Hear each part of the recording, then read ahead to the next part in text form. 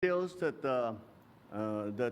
surround this what has happened today are familiar to you.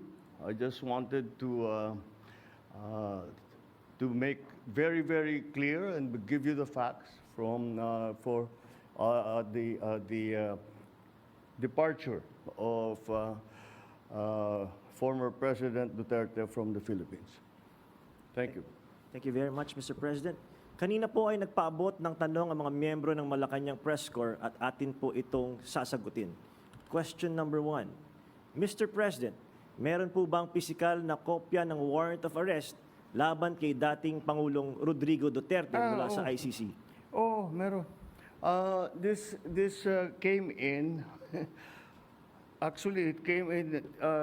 I received it from Secretary Remulla. I received it at